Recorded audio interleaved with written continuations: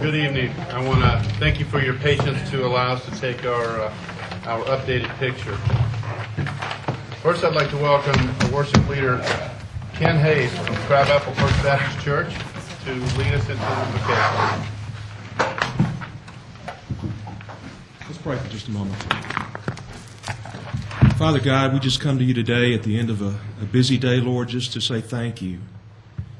Father, just to say thank you for this day of life. Father, for sending your Son, Jesus Christ, to be our Savior. And Father, as we look around and we see the earth being replenished, Lord, we just ask you to replenish our souls and our lives. Father, with the promise of spring, we know that forbears the coming of a new life. So Father, just revive us. Father, we thank you for your unfailing love, for your mercy that's everlasting, your truth that's always enduring in our lives. Father, I pray also for anyone in this room tonight that is undergoing any difficulty or suffering or sorrow. Lord, that your Spirit would bring a word of comfort and hope to them. Father, because your word promises that your mercies are new every morning and that there's nothing that can ever consume us or overtake us if we abide in you. So we thank you for that promise. Lord, we also know that your word admonishes us to submit to the authority of those that govern. So, Lord, we ask that you be with the proceedings of this meeting tonight. Father, for those that have been elected. Father, as they attempt to discern wisdom, Lord, and the best plan to take, Father, I pray that you would lead and guide and direct them. Father, we ask all this in your name. Amen. Amen. Thank you very much. I'd like to call the regular meeting of the Milton City Council to order for March 1st, 2010. The City Clerk, please call the roll and make general announcement. Good evening, Mayor and Council. I will be happy to call roll for March 1st, 2010 regular meeting. However, I would like to remind those in attendance to please silence all cell phones at this time. Additionally, those attending the meeting who would like to provide public comment either during the public hearings or during the call for public comment, you are required to complete a public comment card prior to speaking on an item. There is no public comment for consent agenda items or items under first presentation. Those called to speak will be taken in the order that the speaker cards were received by the City Clerk's staff prior to the beginning of tonight's meeting. All speakers will identify themselves by name, address, and organization if applicable. When you hear the bell, you have 30 seconds to complete your remarks. The City Council may allow public comment on either an agenda item or general public comment from a representative of such an organized group or association, provided, however, that such an individual shall file a notarized affidavit that they have the authority to speak on behalf of said organization on a form provided by the City Clerk prior to the agenda item being called. Demonstration of any sort within the chamber is prohibited. So please refrain from any applause, cheering, booing, outbursts, or dialogue with any person speaking. Please show the same respect to the person speaking that you will expect to receive yourself. Anyone in violation will be asked to leave. As I call roll, please confirm your attendance. Mayor Joe Lockwood. Here. Councilmember Karen Thurman. Here. Councilmember Julie Zonner Bailey. Here. Councilmember Bill Luss. Here. Councilmember Bert Hewitt. Here. Councilmember Joe Longoria. Here. Councilmember Alan Tart. Here. Would everyone please rise for the Pledge of Allegiance? I pledge allegiance to the flag of the United States of America and to the republic for which it stands, one nation, under God, indivisible, with liberty and justice for all.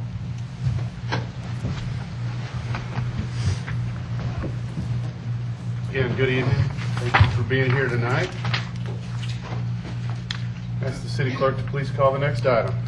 Next item is agenda item number 10-1059, approval of meeting agenda. Do I have a motion and a second? Mayor, I need to like to add an executive session to discuss potential land acquisition. Okay. Do I have a motion and a second for approval of the meeting agenda with the addition of an executive session to discuss land acquisition? I'd like to make a motion to approve the meeting agenda, adding executive session for land acquisition. Second motion. Have a motion by Councilmember Hewitt, second by Councilmember Luss. Is there any discussion? Hearing none, all those in favor? Aye. Any opposed? That was unanimous. Okay, the next item is public comment.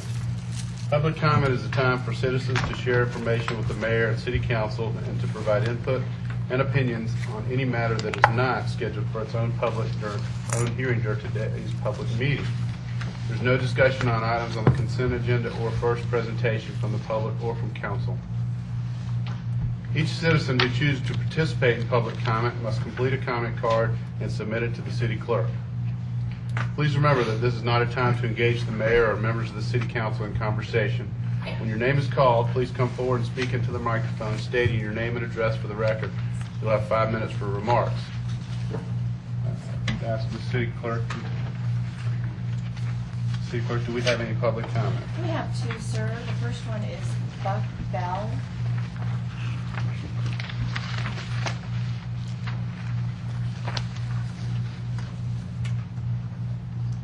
Good evening.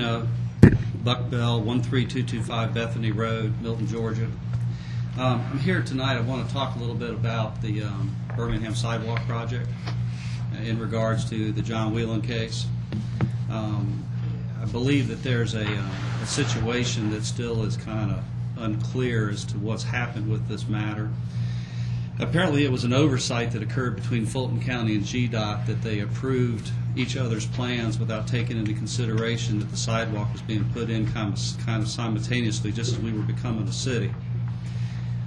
When it became time to put in a turn lane in the middle of Birmingham Road to access the John Whelan property, it came to myself and two of my neighbors' attentions that we were going to have to give some of our land up so they could replace the sidewalk. The case being that they didn't know that the sidewalk was coming in or the land had been purchased, but GDOT acquired that land in their plans and basically allowed the turn lane to consume the sidewalk. When it was given to us, it was told to us that we either kind of gave the land or the sidewalk would not be replaced. There was no discussion other than that. It was that, Whelan was agreeable to pay for the improvements, but we, the citizens, had to give the land. We met out there one time, we looked at it, we discussed that it's already kind of pushed the land back up on a couple of the properties. By the way, the sidewalk was being taken in, and we had talked at that time with staff, and they had come out and visited, and the agreement was to put together a plan on how they would not only replace the sidewalks and where the land would need to be given or taken, but to how to improve some of the change in grades and the taking of trees and things like that. My point is that this happened under an oversight during an original rezoning.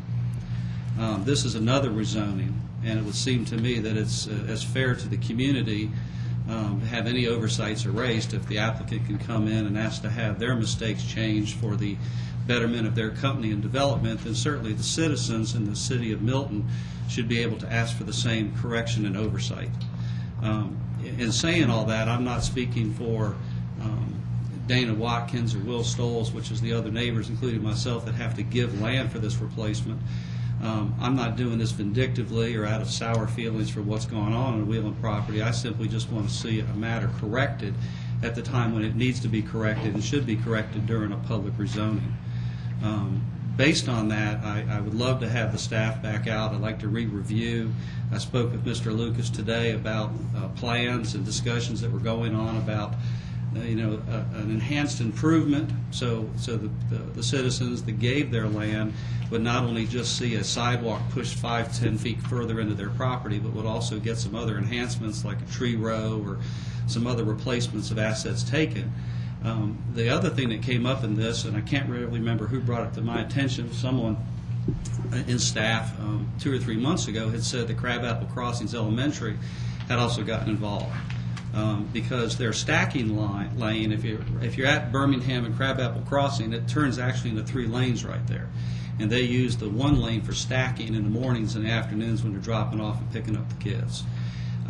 If the removal of this land happens for this turn lane and the sidewalk is taken as well, then it basically creates a 3rd lane ramp zone all the way from that stacking lane all the way up to my property.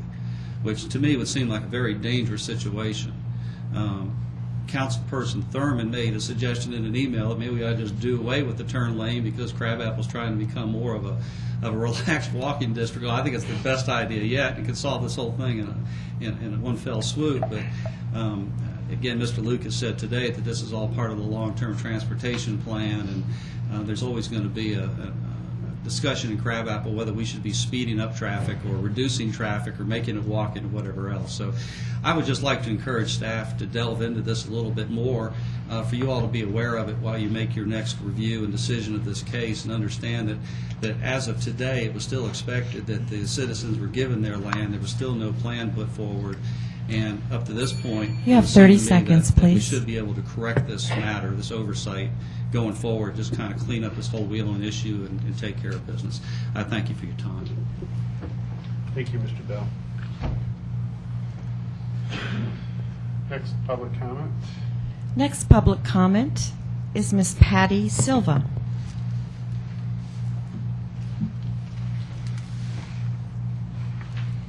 I'm Patty Silva, 1685 High Grove Club Drive.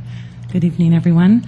I'm here actually at this portion to say thank you to an officer. I actually called somebody at City Hall, and I wanted to just make a public statement to say thank you to an officer who I believe is named Officer Wong. As you know, the schools, I guess this leads after Buck's comment, the schools on Birmingham Highway are incredibly congested in the morning. I most recently almost totaled my car, actually my little Prius, where there were school buses and everything backed up trying to get into Birmingham Falls. The Officer Wong stands there, and we have a joke whether is he going to be at Crabapple or Birmingham Falls because of the job that he does. And in lieu of a light, I guess he's the next best thing. And I just wanted to say publicly how much I appreciate him. He's the best whistleblower you've ever seen in your life, and person. And the police do a great job, and I don't know that they often hear compliments from residents. So I just wanted to say thank you. Thank you.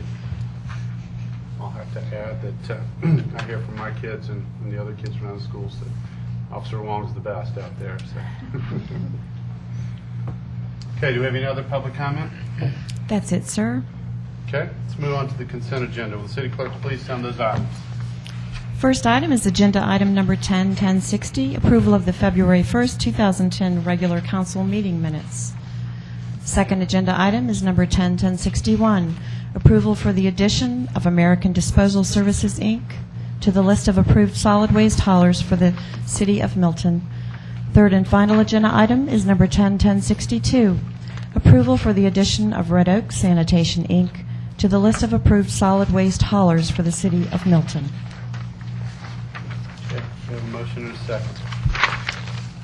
Mr. Mayor, I move to approve the consent agenda as read. I'll second it. I have a motion for approval from Councilmember Laska, second by Councilmember Thurman. All in favor, please say aye. Aye. Any opposed? That's unanimous. Okay, we'll move on to reports and presentations. Will the city clerk please sound the next item? Next item is a Census Awareness Week proclamation presented by Mayor Joe Lockwood.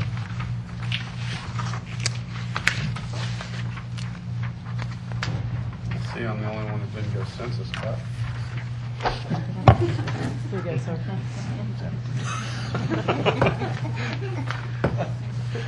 Okay, I proclaim, whereas Article 1, Section 2 of the United States Constitution mandates that a census of the United States population be conducted every 10 years, with the next census scheduled to be conducted on April 1st, 2010, and whereas the 2010 United States Census will be the City of Milton's first national census since incorporation, and an accurate count of the population is critical to the fair and equitable distribution of community services and approximately $400 billion in federal funds to local, state, and tribal governments each year. And whereas census data guide local decision makers in important community planning efforts, including where to build new roads, hospitals, and schools, and it determines how many seats each state will have in the U.S. House of Representatives, as well as the redistributing redistributing of state legislatures, county and city councils, and voting districts.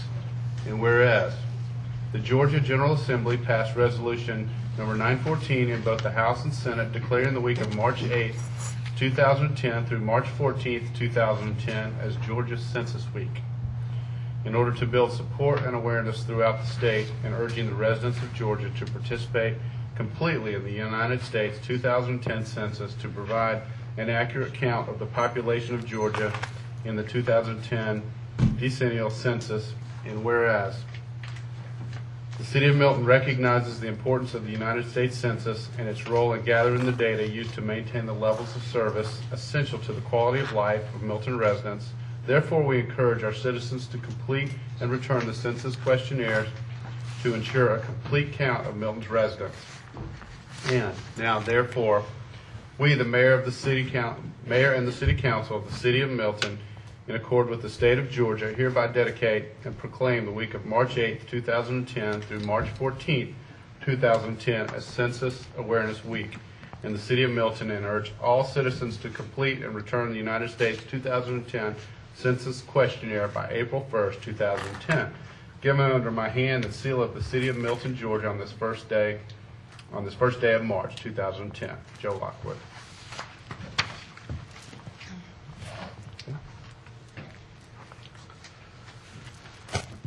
We'll move on to our first presentations. Did she have something to present? Mayor, before you move on, did we had somebody from staff that might be here to present something on behalf of the census? Actually, she's just going to, if you don't mind, give just a couple of updates as to what's going on with the census. Sure. in the last- That'd be great.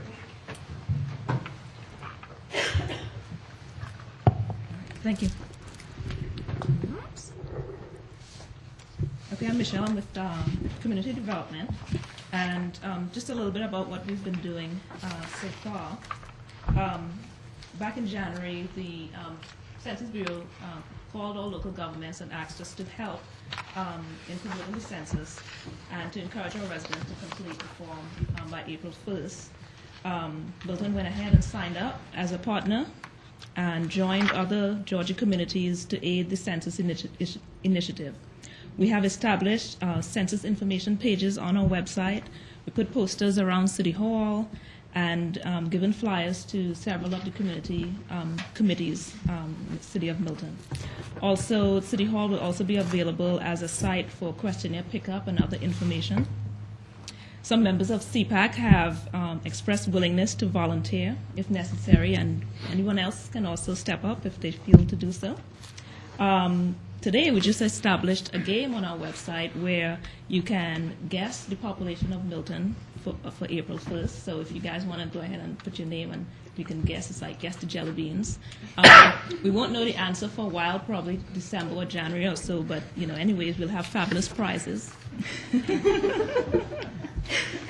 I'd also like to mention there's a new initiative from the Census Bureau. It's called Take 10.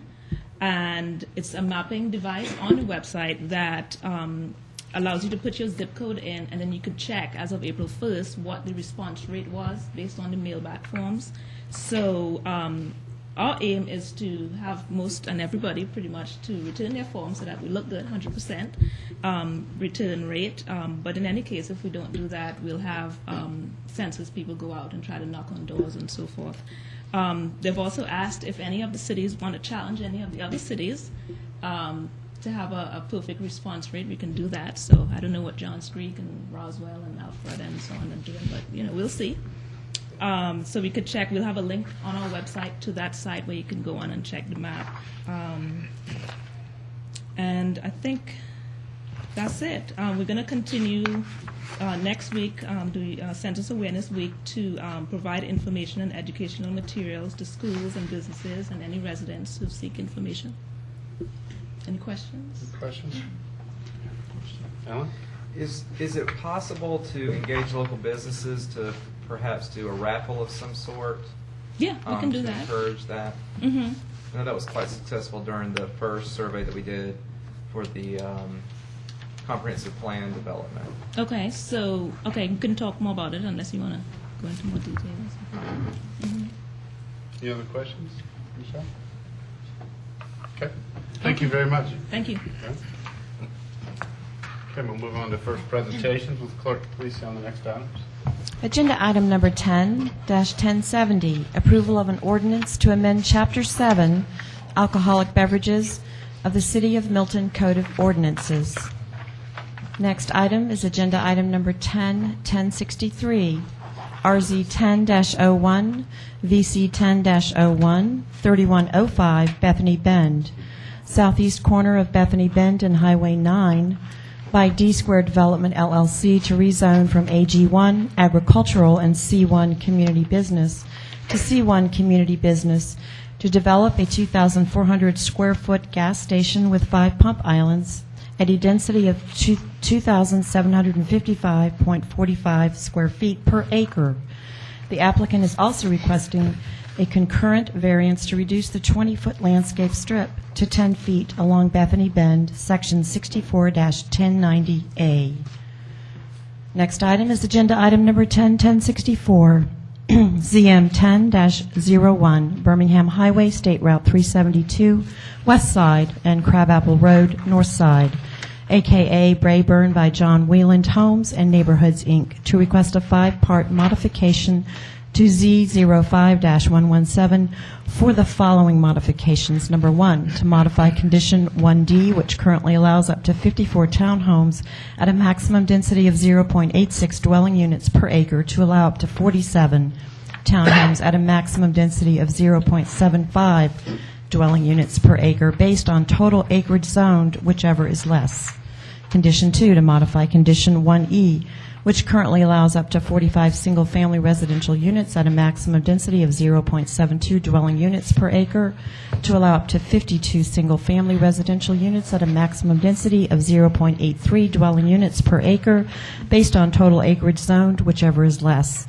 Condition 3, to modify the required minimum lot size in Condition 1F from 18,900 square feet, such that no more than 3 lots shall have a minimum lot size of 10,890 square feet, approximately 1/4 acre or above. At least 3 lots, lots 11 through 13, shall have a minimum lot size of 1 acre or above, and the remaining lots shall have a minimum lot size of 14,500 square feet, approximately 1/3 of an acre or above. Condition 4, to modify Condition 2A, to replace the revised site plan received by the Fulton County Department of Environment and Community Development on June 7, 2006, with the revised site plan received by the Milton Department of Community Development on February 4, 2010. And Condition 5, to modify Condition 3E, to reduce the 15-foot building separation to a 10-foot building separation with a 5-foot side yard setback for lots less than 1 acre. Okay, do I have a motion and a second? Make a motion to approve the first presentations. Second. A motion by Councilman Hewitt, second by Councilmember Tart. No discussion. All those in favor, please say aye. Aye. Any opposed? That's unanimous. Okay, I'm going to move on to the public hearings. Will the city clerk please sound the next item? Next item is alcohol beverage license application. Agenda item number 10-1065, approval of the issuance of an alcohol beverage license application to All About Spirits Incorporated, doing business as All About Spirits, located at 15840 Birmingham Highway, Suite B, Milton, Georgia 3004. The applicants are Tana Coleman and Terry Coleman for package retail sale distilled spirits. Ms. Stacy Inglis. Good evening, Mayor and Council. The applicants have met all the requirements of the city ordinance, and the staff recommends approval of this alcoholic beverage license. Okay. Do we have any public comment on this item? We have 3 public comments, sir. The first person is Tim Allen.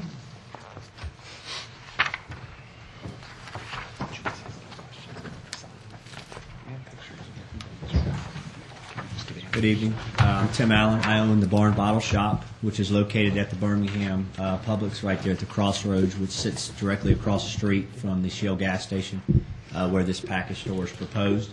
Obviously, I come here opposed, not only as a business owner, but as a a person that shops in the community. But as you know, I've been working on my business here in Milton. We've decided, my wife and I, to bring our business here because what we wanted was an upscale wine and craft beer store with accessory liquor sales. We came to the development out there, sat down with the community back with the Birmingham Alliance, hammered out details, what we thought was going to work, entered into the agreement, sunk our money into it because we felt like we were under the impression that everybody was on the same page. We went forward to open our business.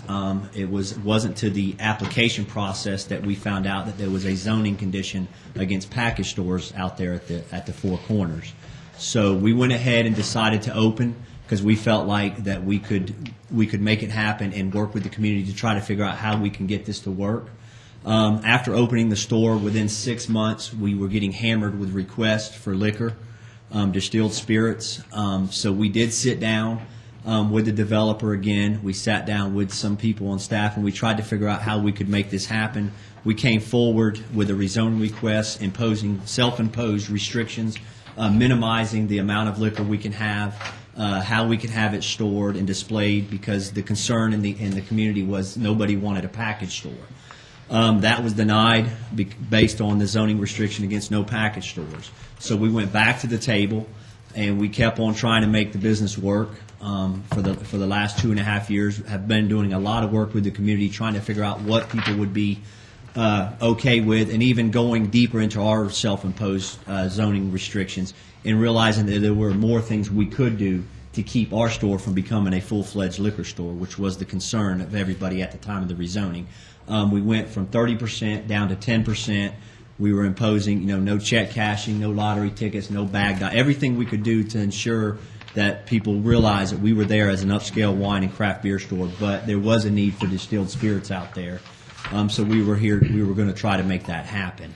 We got a lot of support. We were getting ready to, we actually were submitting the application when we found out about this application. And of course, as you know, there's only room for one liquor license out there, regardless if you sell one bottle or 1,000 bottles. It's 500 yards away from each other. So obviously this has a huge impact on my business that I felt like was a good fit for your city, especially out there with the upscale and the uniqueness of it. So I'm here to stand opposed to that because I feel like it directly impacts the business already existing out there in a negative way. Thank you. Thank you, Mr. Jones. Next, please. Next comment is from Jeff Daner.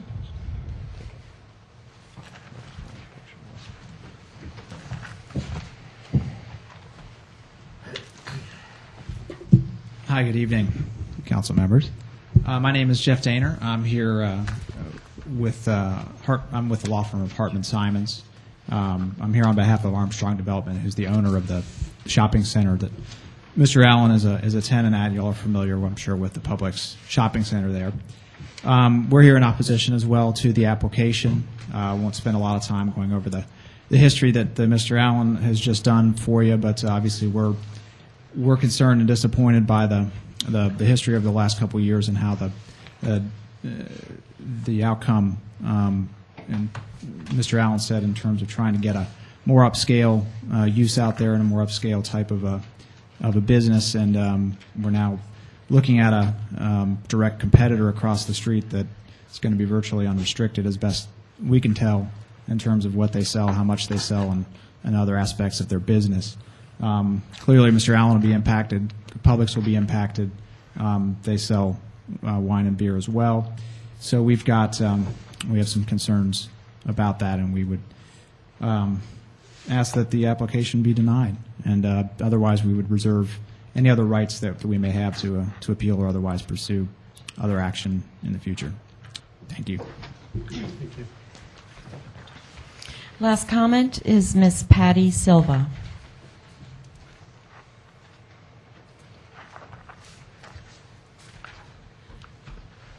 I guess I have to repeat myself. Patty Silva, 1685 High Grove Club Drive, Milton, Georgia.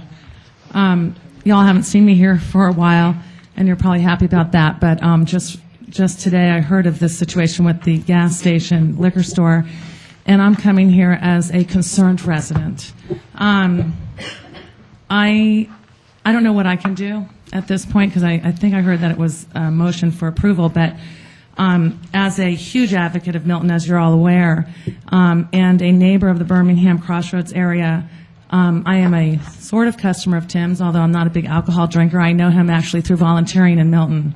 I know him because I've been an advocate of signs at that store, and I've been an advocate of more business in Milton where we have it and their success.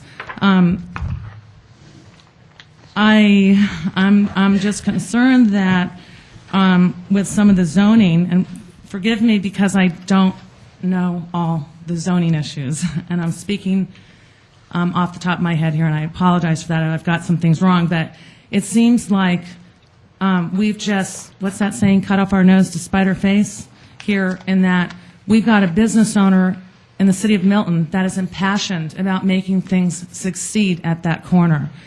This is an individual that has worked with all those business owners to have carnivals, events, things to bring business to that corner because there are no signs or appropriate signage at that corner. So if I get upset, it's because I'm thinking, well, this is a man that's come before the city council to do something really upscale for our city, and there's like a loophole, it seems, where he might not benefit, but there will be a package store next to a gas station, which I like the gas station, by the way, but I'm just thinking what it could be, and that he might not benefit. I'm just here to say that I think that we need more time.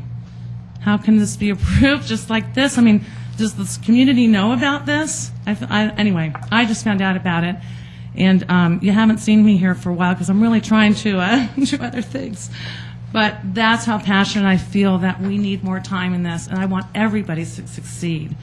But I just don't think that, I think that this needs to be thought out a little bit more before we grant an alcohol license to one corner here, and this gentleman cannot have it, has been denied. And I also want to say, is there some legal loophole in there? Have we not given him the opportunity to succeed at that corner? I'm just saying, I don't know. But anyway, I just thought I'd put that out there. So I would ask that you would please reconsider this. Thank you.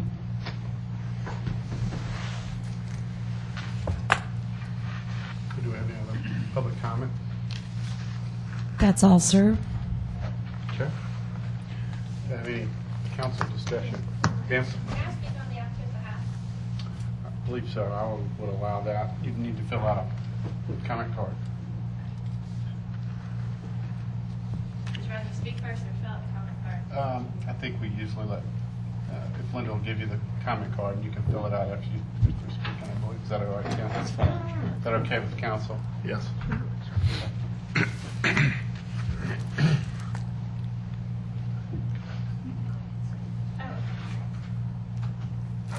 Apologize, I was told we had an opportunity to speak, but I didn't know. No problem. I'm not used to doing that. Good evening. My name is Melissa Haston. I'm with Sam's Larkin and Huff, and I represent the applicants for this application. These are people who are excited about opening a business in this city. They are excited about being a part of this community. They would like to open a bottle shop. It is actually going to be upscale. I heard that mentioned several times, but I already had that written here. That's kind of what they want. It is only going to be distilled spirits. They're not going to have anything else in there, so it's not competing with Publix. It's not competing with the gentleman across the street. It sounds to me that the opposition is a business owner who doesn't want competition, and I understand their right to speak about that. But I did want to tell you more about these applicants and their excitement about being in the city, and how they are going to have a very nice store. They are going to completely redo the inside of the location. They're going to redo the floors. They're going to put up new sheetrock all around. They're going to redo the ceiling and make it look nice as well, have some nice shelving in there, and have a really nice location. It seems to be an item that, according to the other people who spoke, is needed in the area. If under the right conditions, these people are ready to make these sales in the proper manner. They have an alcohol sales policy. The owner and licensee will be present on the property at all times while it's open. They will ID everyone, especially everyone who looks under the age of 40, to make sure that there are no sales to minors. They want this to be nice. It's in their best interest for this to be a nice location. and a nice store so that they can bring in the kind of customers that they would want and that you would want to have in your community. So we appreciate, we're here for any questions that you have. We would love to be able to answer those tonight, and we appreciate your time. Thank you very much. Do you have any council questions or discussions or questions for staff? Mayor, could I start and just say, maybe since I realize that we've all spent a lot of time and energy on this particular application over the past couple days, we might take a stab first at least providing, I guess, some background as to what the staff has done and some of the research that staff has done with respect to this application. Then certainly we'll be willing to answer any questions or do any follow-up question and answer that you might have. Our community development director has put together kind of a step-by-step process of the zoning history with respect to this particular piece of property that we've discovered through our research. And if you'll just allow us, rather than starting with question and answer, let us at least see what we can get out of the way by way of presentation, and then see what questions might still remain. Do you have that, Lynn, that I can hand out while you're talking, or have you already handed Yes, it sir, out? I've actually handed it It's already out. been handed out? Okay. All right, good. Go for it. All right, thank you. Based on the staff research that we've done thus far, we found that in 1955, Fulton County did institute some zoning maps.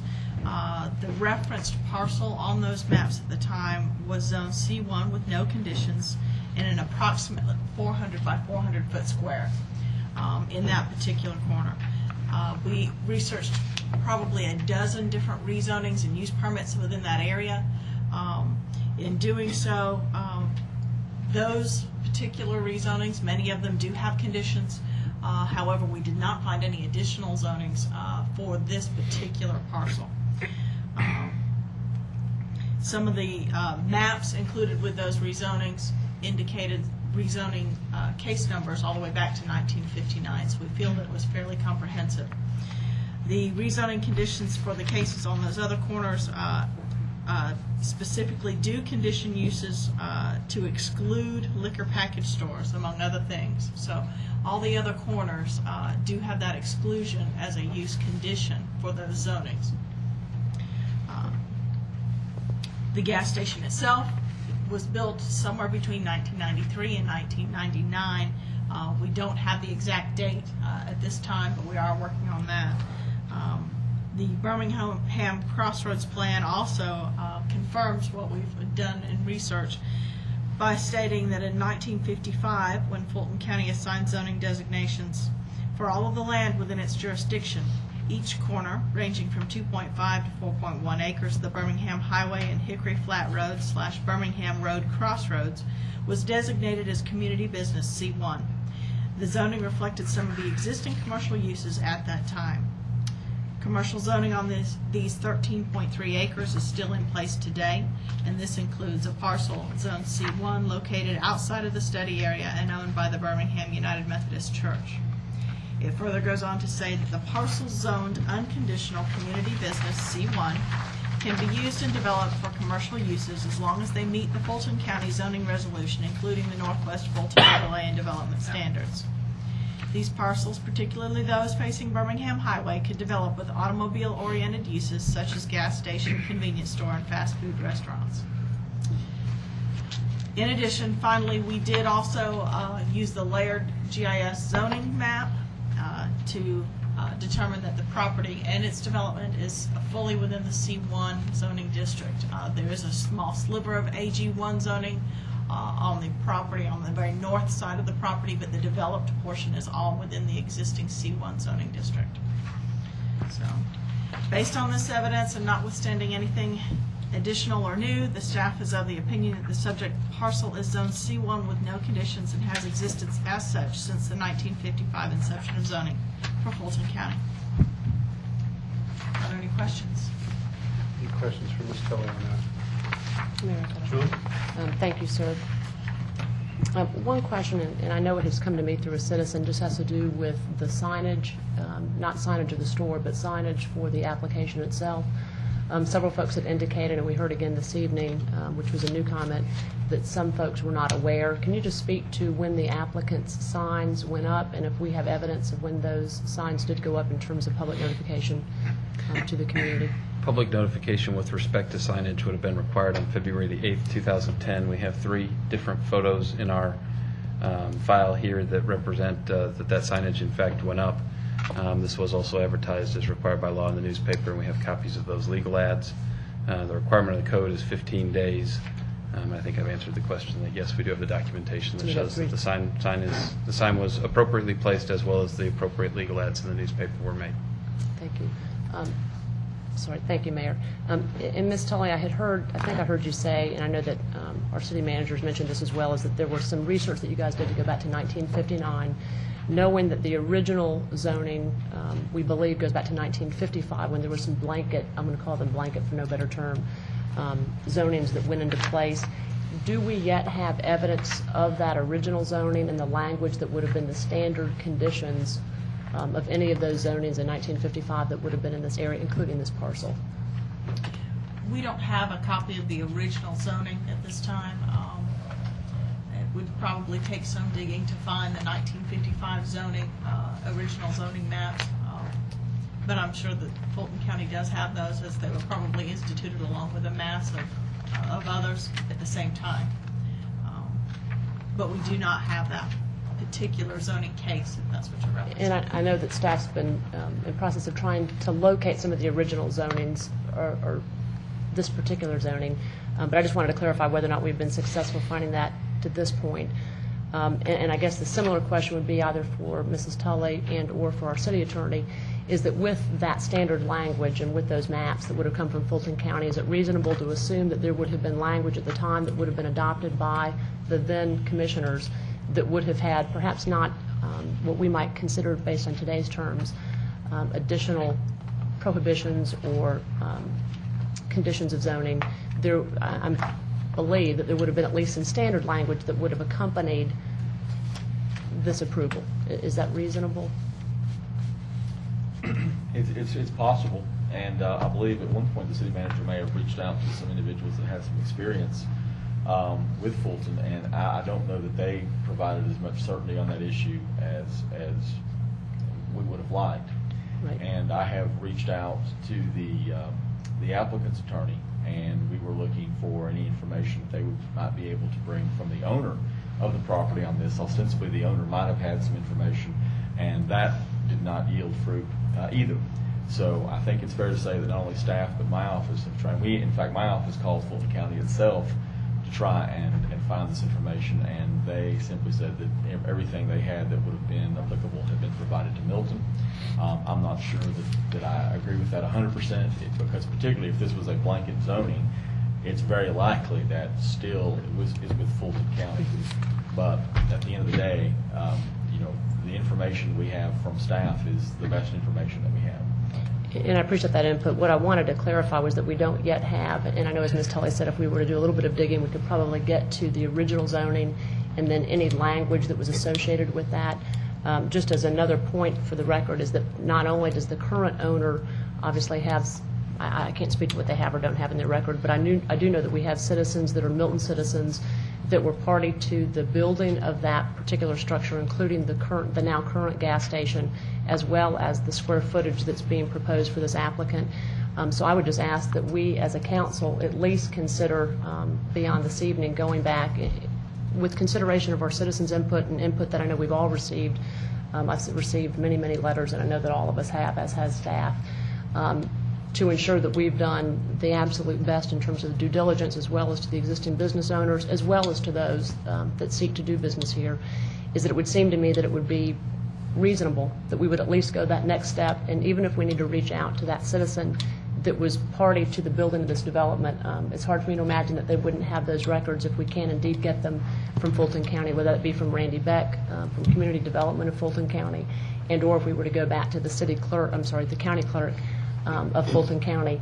And it would seem that we could perhaps do that in a very reasonable time, because we meet again for a zoning on the 15th, if I'm not mistaken. So I would just ask, given that we don't have copies of the actual zoning nor the text that went with it, and given that we do have some options to pursue, given that we've got those folks that still live right here in the community within a mile of that location, I can't imagine that those individuals wouldn't be more than willing to share what data that they have. So I would just ask, as we've heard from our citizens as well as other business owners, and with consideration to the applicants, who we would want, if you're going to be in that location, you want citizens obviously to embrace you and to feel that we've done as a city and as a community all that we can. And I'm candidly a little surprised that the current tenants and/or the local owner doesn't have evidence of that. And it's not a criticism. I'm just surprised that somewhere in those files, if I owned that land, I'd want to make sure I had evidence of my C1. Again, just as a sensitivity to all parties concerned, I would ask that we consider a deferral that's time-stamped to March 15th that would give us that time to ensure that we've done all proper due diligence. And as a matter of record, we've done that in other cases where we've had an alcohol permit where we had some question as to certain of the data. And again, I know that staff has done and gone to great measures over the last number of days to try to pull that information. I just believe that we have some resources that we've not yet tapped that would allow us to dot those I's and cross the T's. And given that it's very important to many, many citizens, I think that we owe it to the citizens and the business owners of our community to give it 2 weeks and make sure that we've done everything that we could. Okay, do you have any questions, Bill? Question for Counselor. If this were approved, this application were approved tonight, based on the information that we have in hand now, stating that current zoning has no conditions attached to it, and if it were to be revealed at a later date that in fact there were conditions, in your opinion, how would that be reconciled? It would be reconciled by way of the license needing to be rescinded. And in fact, I think the better argument would likely be that the granting of the license by the council would be ultra vires and void, because if it is in contravention of an existing zoning or condition or some prohibition, then we would not have had the power to have done that without modifying the zoning condition first. So if the council moves forward this evening and grants it, and then in the next few weeks it is determined that there was an express prohibition against it in some sort of a zoning condition, then I think even the applicant would acknowledge, not asking them to, I think they would acknowledge that would basically work to vitiate or render null the license granted. Okay. Any questions, Joe? Yeah, well, I can't imagine that we need to go looking in suitcases and in attics and in basements for documents pertaining to the zoning of that property. I'm assuming that the city and Lynn specifically has gone to the official outlets for gaining the authority that's required to make a determination of what the zoning is. Are we saying that we've gone to those authorities and now it's time to go to their neighbors and their good friends and start looking in places that we can't control and wouldn't necessarily be considered authoritative proof in terms of the zoning itself? I'm confused on that. Well, I think that the city has a requirement to do some limited due diligence to make sure that you have all of the facts you need to make your decision. I will say that we have reached out to Fulton County, which is the authority that would have the material, and they have indicated that we have it. We don't seem to have it. So between the two, the documentation is somewhere. But I will say this, I listened to Lynn's presentation as well, and I have spoken to her previously. I mean, they've gone back 40, 50 years to try and get this information, so I certainly understand that. I mean, would we all be perfectly comfortable we had the file right in front of us? Yes, but there's been a lot of due diligence applied to this as well. Yeah, and that's my point. My point is that we've done what's possible at this point, and I'm a little worried that if something does show up, how do we reconcile differences between what the sources of authority say and what new documentation may say? It's sort of like the Howard Hughes will. I mean, which version are you going to believe? And I can't imagine allowing somebody to start investing money in building a business only to find out 2 months down the road that the license that was granted to them was no good.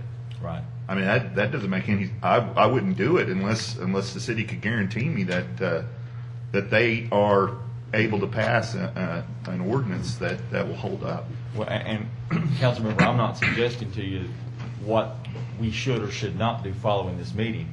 I think the question that was asked of me was, if this were to occur, what would be the impact of that? And I'm telling you, as a matter of law, that would be the impact of that. Okay, I guess as a follow-up question, Ken, I wasn't, calling anything that you had said into question. No, What I no, was no. trying to figure out was what kind of document could show up that would cause us to, or that would cause our decision to be null and void.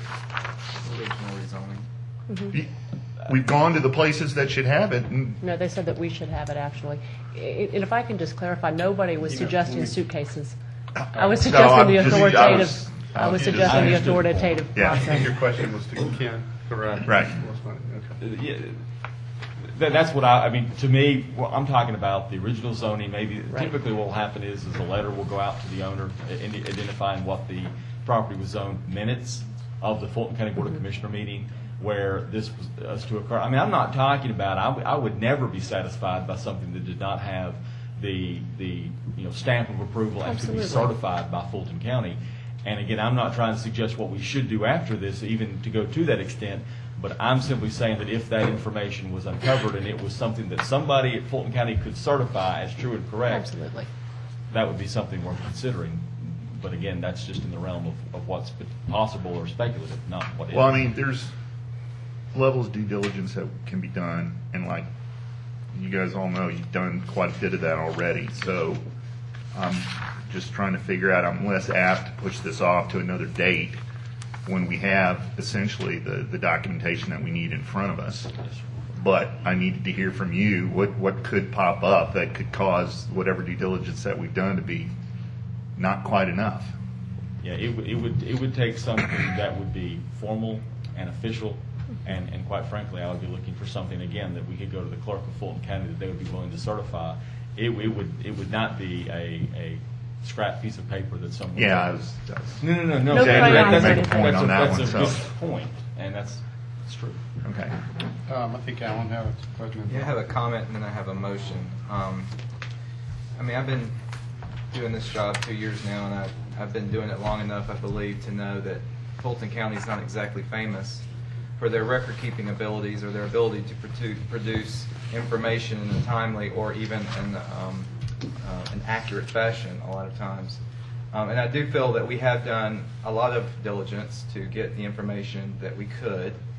However, given the public outcry for this case and the fact that we do need to follow the law, and I want to make sure that when we do follow the law and we eventually, if we need to give an alcohol permit to this facility, I want to make sure we have done everything we possibly can to ensure that we are A, following the law, and B, that there's no way, shape, form, or fashion that it will come back later that we have information contrary that we have to rescind that alcohol permit. So based on that, I would like to give staff a couple more weeks to again approach Fulton County or whomever to try to get that original zoning and the conditions that would have been contained in that zoning. So I'm putting a motion forward to defer. I'll ask you, Councilmember Tart, I'd like to make a statement, and I think there's one other too, and then allow you to make your motion then. I can, but that's not necessarily following the rules, but I mean, I can make a motion whenever, and then You can guys make a your motion whenever you comments. want to. You can make It has to be seconded. Go ahead and make your motion, Councilmember Okay, Tart. I'd like to make a motion to defer this case until the March 15th meeting. Do we have a second? We have a motion for a deferral to March 15th. Do we have a second? Just a question of order. I'm happy to obviously have other folks speak first. I mean, Just short of keep it seconding. straight to the question for Ken, yeah, what's? My question for order? Ken is, can we go ahead and have others make their comment and hold the motion? I think we probably can. Is that correct, Ken? Councilmember Tart said he'd. I would be, Okay, I mean, there's a motion to postpone on the table. It's not been seconded yet. Once it gets seconded, I would request that the discussion be with respect to that motion. That's just the fact of the timing of the motion when it was made. And if we don't second the motion, can that motion still be remade? It can, if Yeah. it dies for lack of a second, Do I and then have it can a- be made again, yes. And a motion to postpone trumps all of the pending motions, so even if there is in fact a motion on the merits, it can still be made. Does we have a second on the motion to defer this case to March 15th? not hearing a motion, so. Again, can I clarify that if that motion is not seconded, the motion can be restated? It does, but it can be restated. Okay, I just want to make sure I'm understanding. Yes, ma'am. But I want it in deference to everybody else, I would like to hear your input. I think, Bill, did you have something? Or Karen? I know you had Go ahead. Go ahead, Karen, I don't think you got a chance to respond, then I'd like to respond. Number one, I guess when Fulton County originally put their zoning things in place in 1955, it was a blanket rezoning. It was just every parcel, whatever it was being used for. They did not do conditions on specific parcels back then. It wouldn't be bad to have that information, but I don't think it's going to change anything we've got. And if we can find it in the clerk of the court's records, because it was a document that was all just adopted at one time. And I know they didn't put conditions, because believe me, I saw enough of them on the BZA where, things were over setbacks and property lines and everything else, and they didn't bother to correct any of those. The question I have is really a legal question. If they meet all the qualifications for an alcohol beverage license, we really don't have a whole lot of choice, do we? That's correct. If the council, the governing authority creates the ordinance, and if the applicant, any applicant, satisfies the requirements of that code, then It's really not a decision on our part. It really is if they meet the requirements. Yes, ma'am. That's the law. I mean, I guess we could deny it, but then all it does is go to court and you get more fees and. Which of course I recommend. Yeah. But the outcome would still be if they meet the qualifications, they're entitled to a license. That's correct. Thank you. Thank you, Bert. Karen asked my question. Okay. And I'd like to just say, first off, I certainly support and have in the past the Barn Bottle Shop. I think it's a fine business. I'm glad it's in Milton. I was back a couple of years ago, whenever, certainly supported looking at possibly having them add the alcohol sales there. I'm supportive with the applicant and the staff to try to get that in front of the council. Our previous council did not approve that, and so, well, I agree. I've gotten several emails from people and comments on not wanting a new liquor store in our community. That being said, it goes back to the legal. I have watched and talked to staff, met with Chris, met with Lynn, seen them work the last 2 weeks, over the weekend, everything. And basically I've asked them, is this everything? And it kind of goes back to, I guess, what Karen said and Bert's point, whether I wanted to approve it or not, legally, what do we have? And, I'd have to ask that question again, as I've asked you many times. Is there anything else, Ken, you chime in too, do you really think there's anything else? I mean, I know we're sitting there saying, well, maybe there's something, but, is that something we do typically with other cases? If they meet the typical due diligence and the records and whatnot, do we go looking for, spend additional time? My point is, if we think there's something out there that would change our legal rights, then I'd be all for deferring it. But if we're just pushing this off or, just to extend the time or whatever and search, I mean, we've had plenty of time, and I know staff has spent plenty of time looking for these answers. So I guess my question to staff is, do you think there's going to be anything else that you may uncover? I understand it's tough to find something from, 55 years ago in the county, records and whatnot, but again, things were done differently back then, and records may not be kept in it. They may have blanketed it C1 or whatever. So my question is to staff, is there, do you think there's anything else that you may find if you had more time? Let me, Mayor, if I can just interject, let me tell you what we have done at this point to try to find that 1955 case. And really what we have done is we ratcheted it up to using the force of law to try to get that document. And that was why we involved Ken's office, was we actually filed an open records request with another governing body, which is not something that you typically do, but we used the last step that we had, which was the force of law, to compel them to respond, which is the response that we got. I've got to think that if we're successful at this point in trying to find this document, it's not going to be through the traditional format. We're going to have to try to find it somewhere with somebody who might have it, and to Ken's point, get the county to certify it, which they very well might do. But I just want to if there's any question that we've done more than just a phone call to Fulton County to try to find it. I mean, we used the highest power that we thought we had as a local government, which is the force of law, to compel them to produce a document. And we still have not had any success doing that. To bring you back to how those documents, what they're referring to is the documents transitioning to Milton. For those that are new and for those that were here since the very beginning, you may have remembered the box document saga that happened at the CH2M Hill Transition Office, the boxes that were full of roaches that were delivered from Fulton County that we actually had to put in a trailer and exterminate before we could bring them into a building. That paints you back to that box is where this document that they say we should have at this point was. We have long since scanned each one of those documents into our records management system. So each of the documents that we have scanned in is now very easy to search. So I am, I certainly don't want to speak for Fulton County, but I am more comfortable at our end with our staff going to the records that we have and saying we don't have it. So we certainly serve at the pleasure of you all and the direction that you give us. And if you're not comfortable making a decision tonight and you want us to continue to look for this 1955 zoning action, we're happy to do that. I don't know that we will have any different information to share with you next week. I can tell you there have been hours of staff time put into researching this particular application before it came forward. I just wanted to be very clear as to what we've already done and what we've kind of already checked off, so that there's no question about that. I'll let Lynn speak for herself as to what we might uncover that might make a difference. I'll speak to typical traditional zoning. Just go straight back to it. Typically, the farther back you go, the less conditions you find. You go to inception of zoning, and typically what you find are very, very basic zoning ordinances that cover a very wide variety of uses within each specific zone, and very few conditions or restrictions. So my gut tells me that what we would find would basically be a simple, straightforward zoning ordinance from the 1950s with very little in the way of restrictions and probably nothing in relation to specifically liquor package stores.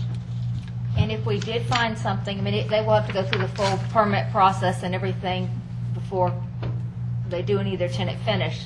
So, I mean, if we found something in the next week, it would be prior to them probably investing much money in the process. Yes, ma'am. And again, that goes back to my point. I certainly would support deferring this if we thought it was reasonable that we would find additional information. And I tell you, I personally went back to 1990 and looked on all the Fulton County records, and there's nothing back to 1990. And again, I certainly understand, because I've heard from several citizens who are not in favor of this, and so I want to make sure that as a council, we know all the facts and knew all the facts, and there's legal issues here, so I wanted to make sure if there's any reason that we could deny it, that we could, and as of now, I've not found anything such as far as staff. But I think Councilmember Tartt, do you have a motion? Mayor, I'm so sorry. Julie, do you have one more comment? I do, and two things is that one, just as I was taking notes, listening to staff, and again, you guys have obviously gone through a lot of review, is that I think I heard, though, back in 1959 that there were multiple cases where there were conditions attached that said specifically that no liquor stores would be allowed. My only reason in restating that is that it's possible that there could have been a condition simply because we don't have the actual legal language. I'd like to be very clear. I don't expect anybody to go look in suitcases, and I know you were, but to be very honest, I mean, I'm not looking for anything that would have been done with a crayon.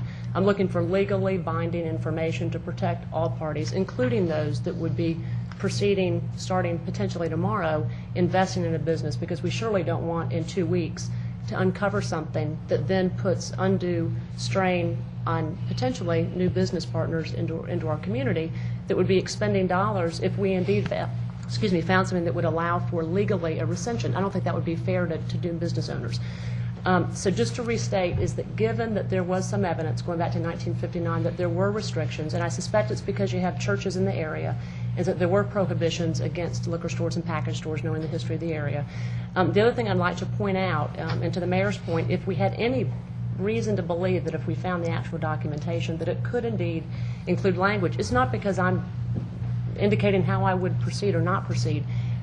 But right now, we don't have the documentation. I wanted to highlight for staff, and I know we've got some new folks that may have not have worked with Fulton County as much.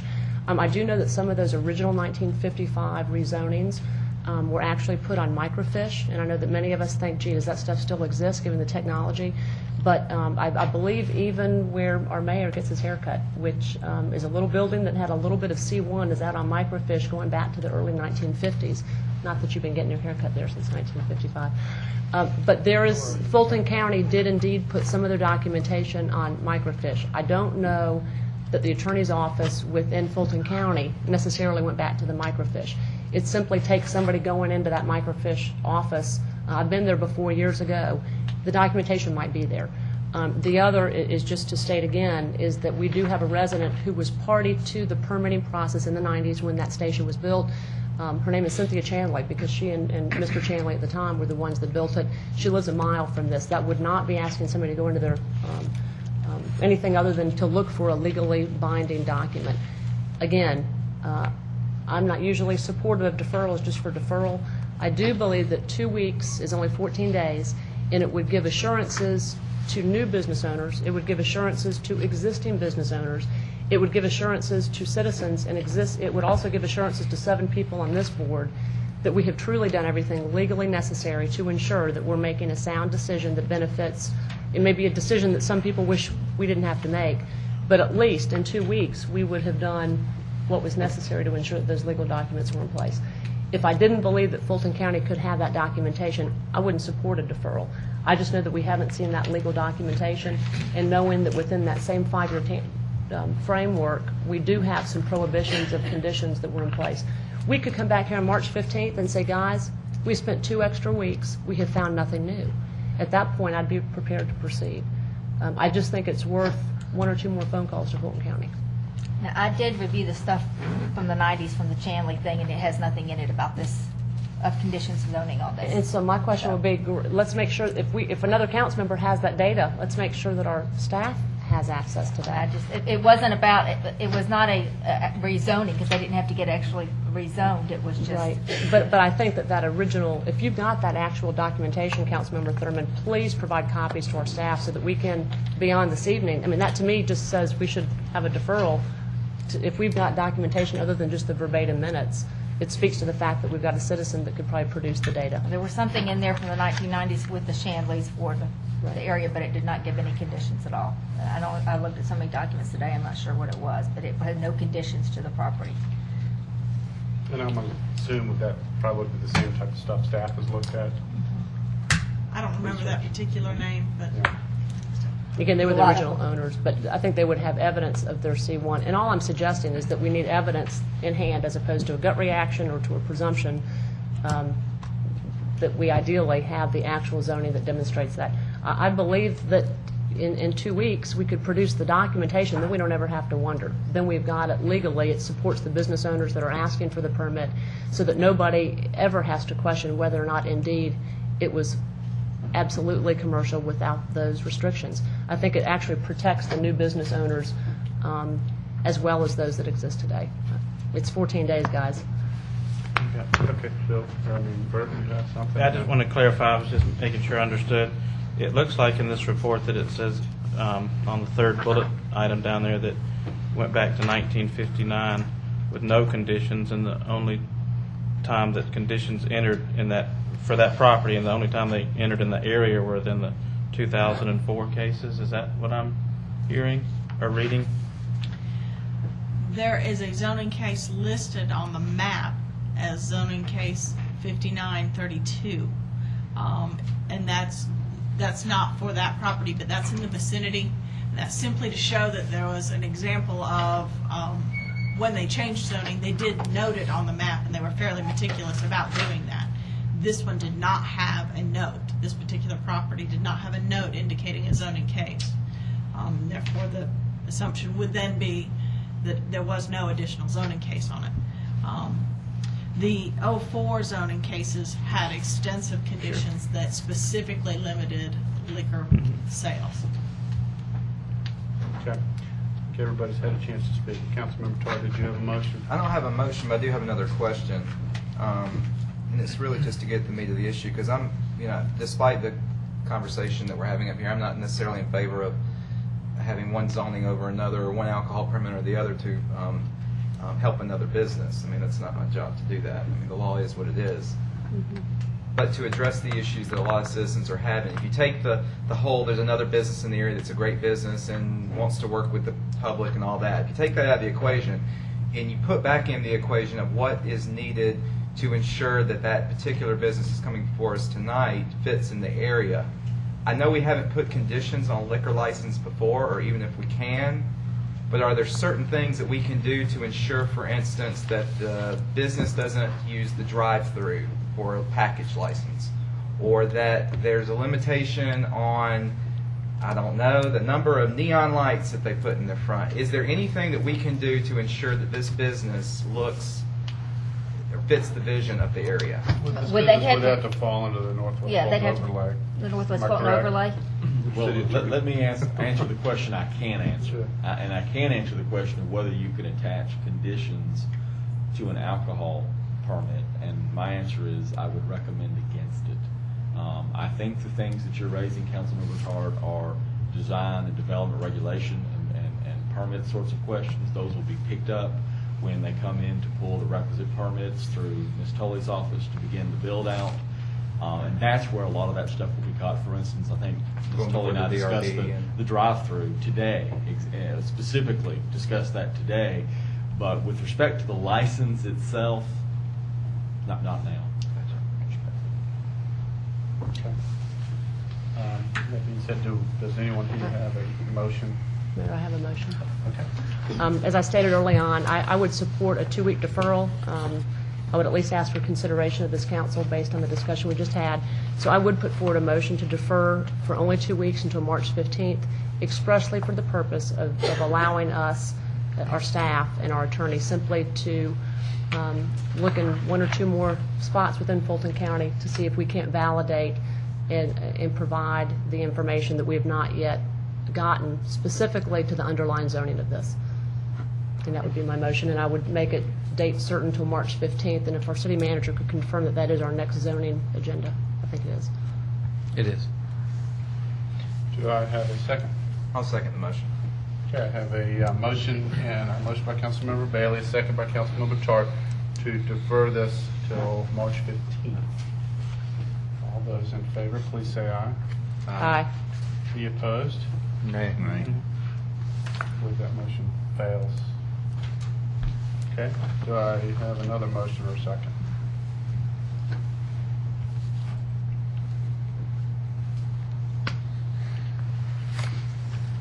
Do I have any discussion? Mr. Mayor, I'll make a motion to approve the alcohol beverage license application, issuance of an ABL to All About Spirits Incorporated, doing business as All About Spirits, located at 15840 Birmingham Highway, Suite B, Milton, Georgia, 30004. Applicants are Tanya Coleman and Terry Coleman for package retail sale, distilled spirits. Agenda item number 10-1065. I'll second that. And could I also, as part of that second, ask staff, though, if they would try one more time to get the actual zoning, minutes from the zoning from 1955 when Fulton County did their mass zoning, in the next week, so that if we do find out that there were any conditions, we can take care of it before a lot of money is expended. All right, what's your motion? Absolutely. Okay. That was my intent. I have a motion by Councilmember Luss, second by Councilmember Thurman for approval of this application, but with also asking staff to look into it one more time and do what they can ultimately to see if there is any more information within the next week, and that way during the permitting process, and as our city attorney had said, if there is something out there, that the license will be null and void. So, any discussion? Yes. Joe? Ken, for further clarification, and Yes, I sir. apologize, you already said this once, but I'm trying to understand how we are not a rubber stamp to this whole process. In other words, if the applicant foots the bill on all the requirements for the license, we can't deny it. Is that what you're telling me? I'm telling you that, yeah, if the applicant meets all of the requirements that we establish in our ordinance, which you're not a rubber stamp, you control the requirements of the ordinance. No, I understand that, but our staff has gone over the requirements and made sure that the applicant meets those requirements. Yes. In the meantime, I'm getting feedback from citizens with their opinion about what they want to see happen in this particular case. So, but my hands are tied in terms of my ability to represent the individuals that elected me, and I have to just base my opinion on adherence to requirements. That's exactly right. Yes, sir. Welcome. Yeah, I was gonna, do you have a question? Yes, sir, Mayor. I was just going to reiterate, that's the whole crux of this, and that's one thing I've tried to communicate to citizens as well, is with regard to this, the law is what it is, and although we do have the power to deny this, if we abuse our discretion, then it lands in court, and of course we have to pick up the pay slip for that to happen. Let me give you an example, Councilmember Tarr and Councilmember Longoria. There are instances where applicants may come up who have things, and this has nothing to do with the present applicant, let's just be very clear. This is a hypothetical, where there may be things in that applicant's past that may implicate their ability to comply with the law, and you have the right to consider those things in making your decision. Now, to the extent you want to hear wiggle room or perhaps some opportunity for that's a place for discretion. You may decide that based upon 4 instances of selling to minors in the past, that you don't believe this applicant will follow your law, and therefore you decide, I'm going to deny. Well, I've not heard anything in the file in this instance to suggest that. So in the absence of those, you've got locational requirements, you've got certain residency requirements, you've got setbacks, you've got distance requirements, you've got zoning requirements. If all those are satisfied, your discretion is extremely limited. And I just want to, make a comment too before we vote, whether I vote to approve or deny this, or vote yes or no for this approval. I want to make sure, everybody knows. I have heard, I've probably gotten 10 to 1 people against this, citizens against this. So I take that very serious. But I have been to staff, I've been to our attorney and asked, what under the guise of the law do we have the ability to do? And, I think we're all hearing that this applicant passes all the requirements. So again, I don't want people that were against this to think we're just not listening to them, but sometimes, we do have to follow the law. So anyways. Well, the city of Milton always follows the law. Bill's comment absolutely. to Julie. Thank you, Mayor. Go ahead. Okay, go ahead, Julie. I was just going to say that indeed there has been a lot of due diligence. As the mayor just stated, we've heard from a lot of folks that are concerned. And the only thing I was suggesting with that deferral was that the additional piece of data that we don't yet have would be just that final confirmation of the 1955 and any potential language. And to Ms. Thurman's, Councilmember Thurman's point, the motion on the table includes that language that will indeed have our staff go back to Fulton County and or potentially, and especially because the Chandleys are on record as being party to that. My question is just for our city attorney, and I think that Councilmember Longoria has addressed it, but if you would, just for the record, if you'll restate that if this were to proceed this evening, if you'll state into the record about recension and what would be our opportunity between now and then should stay, and again, I don't know that we're going to find anything, but if you would just for the record so it's quite clear, state what that recension process would be. Well, if additional investigation is done, which it will be pursuant to the motion that's being made, and if we were able to find documentation, which I felt and the city manager felt and Ms. Tully felt had enough of an official merit to bring to you, and quite frankly, the minutes of Fulton County, et cetera, will speak for itself. If that was in fact the case, and if there was a specific prohibition in the zoning case where this was approved years and years ago, such that this was in a prohibited use, then as a matter of law, the action tonight would have been basically moved or void. And we would have to bring that back, and we would address it procedurally at that time. And that would not put us in a legally compromised position, even though there may have been funds expended between now and, say, March 15th? It would not, there would be no estoppel concern. Okay, one other quick question, just in terms of, separate from the zoning, if there was standard language that existed in Fulton County that we perhaps don't have our hands on yet, again, don't know that we would have it, but that expressly gave standard language that would then be applied to this, as an example, current use, but then change of use. If there was anything about change of use that would have applied to this particular parcel, would that also apply to the same recension laws? It might, and I would have to review it when it came in. Again, I I'm not understand aware your of any point. such language. I'm just trying to make sure that we're covering any new applicant or new business owner, so that we're clear that that'll be underway over the next week or two. I would look at it. I'd like to Thank you, Mayor. go ahead. We've got a motion on, and a second on, if you could, council's pleasure, go ahead and vote on this. Any more discussion? Hearing none. All in favor, please say aye. Aye. Any opposed? Pass unanimous.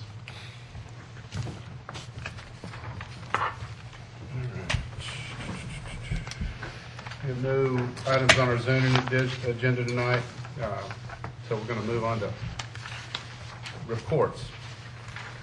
Do I have any reports from council members? Okay, I'm going to move on to staff reports. Chris? Mayor, I've got just a couple tonight, and then we have one published staff report, which will be Carter again. He likes to do these published staff reports.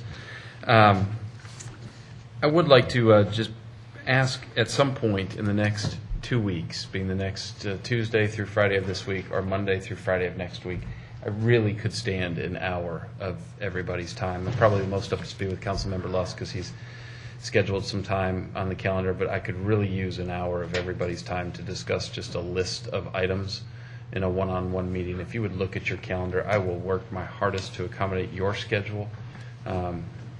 Only evening appointments I have that's not with you all is Thursday with my 5-year-old on the baseball field, so I just ask that you don't look late on Thursday nights, but it would really be helpful if you could find an hour to pencil in that we could get together and talk about just kind of some pending projects. I don't. 2 weeks? Yeah, and that's partly because Wednesday of this week, the mayor and I are traveling to Macon, so I've already eliminated one of the remaining 4 days of this week. So sometime in the next 2 weeks gives us plenty of time to talk about what we need to talk about.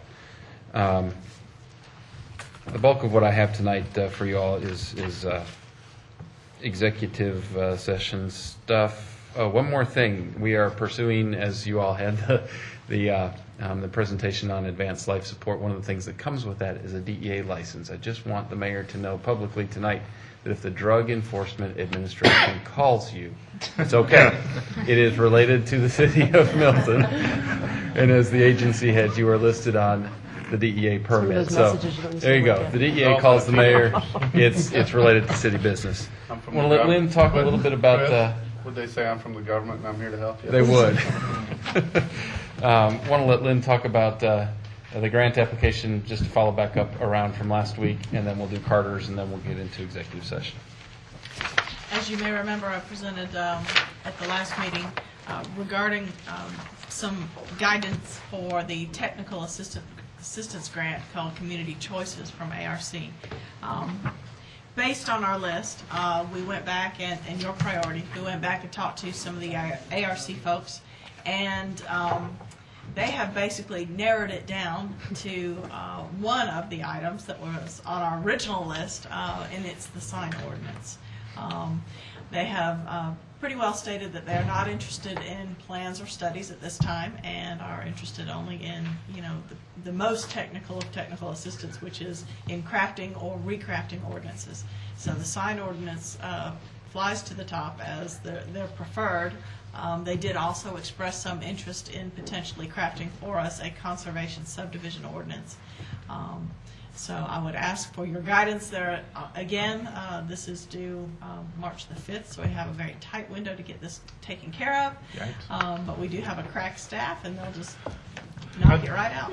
I'd like to first support, having a look at our sign ordinance, because, for quite a while now I've wanted to look at that and, come up with, compare ours to other areas and with our business folks and all that. So I would like to support that. Again, open to the council to speak on that. Alan, you want to say something? Well, thank you, Joe. I know that the Highway 9 Design Standards, Design Guidelines Committee will be coming before us next Monday. So I know that they'll be coming after this deadline is. But I know one of the things they're going to be asking us for is further guidance on what to do with some of the things that they put in that guidelines document. In terms of, do they want to provide recommendations? Do we want them to provide recommendations to us and making changes to the overlay, making changes to other ordinances, et cetera, to accommodate the recommendations in that document? I know that it would be very helpful if they had the technical resources of someone to be able to do that.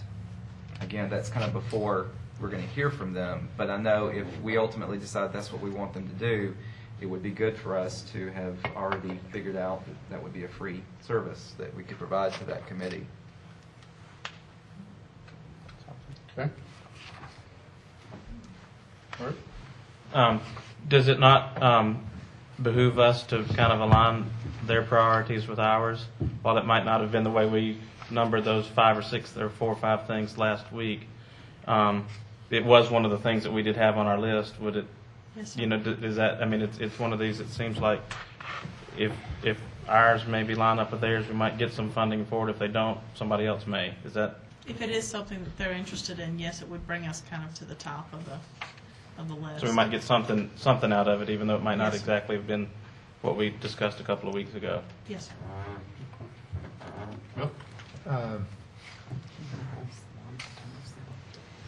Regarding the sign ordinance review, I think we claim to be unique out here, and I think our past performance in review of the sign ordinance has been pretty thorough, although I think we need to go back and tweak it to address our economic development situation here.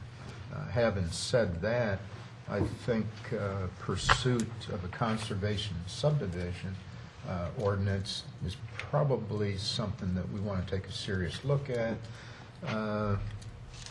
Looking, 5-10 years down the road, with the possibility of a lot of land transfers here, I think conservation subdivisions are probably more in line with our ultimate vision. So I'd recommend conservation subdivision. Okay, Julie? Yes, sir. Thank you, Mayor. One, with regard to the signed ordinance, I think to Councilmember Lusk's point, we've spent a lot of time as a community reviewing that. I probably have a stack of all the various versions of that we've looked at over the course of the last 3.5 years, not to mention the prior stack that we looked at as a community with Fulton County. So my only request would be that if indeed this is going to be pursued with the Atlanta Region Commission, is that it's very clear that we're looking at it with a very unique perspective, because we've had, I would venture to say, thousands of folks that have provided input. And obviously you've got a variation of perspectives, obviously, from certain business owners in certain areas, but you also have some pretty definitive perspectives as it relates to sign ordinance and not wanting signs to become the visual statement of our community. I think that continues to be a message that our citizens have conveyed to us. And obviously, we also have distinctions as to how signs are handled in different areas, and what might be good for one area may or may not be applicable to another. And so I think that we've got a lot of law and staff time and citizen time and council time that's going into that. So it doesn't mean that we can't always take a look at it.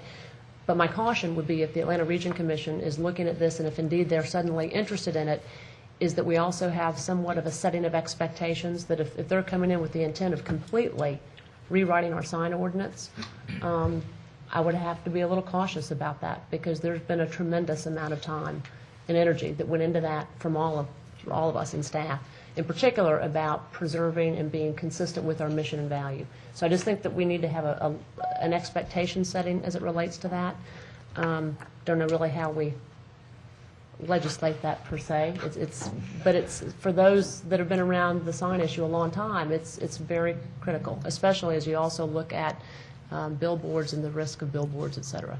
So I say that with cautious optimism, And but I I'm would agree- cautious. I would agree too. I mean, I think there's some things we need to tweak, and I've always said we need to look at what have been our biggest hurdles for applicants and whatnot. But again, I think we still have the same vision and, most of the existing council members here. So I agree, it's not something we're opening up just to totally So change the let's sign do- yeah. ordinance. But I, would like to take an outside Yes. look at it, and we still have the control of Right. tweaking it. And I have one other comment about conservation subdivisions, but I think, Joe, you may have Yeah, a well, I was comment going about to the follow on to signs. that. I mean, obviously, anything we ask them to do doesn't actually become anything other than a memo. So I would say, hey, write up anything you want, think outside the box, look at the things that other folks are doing.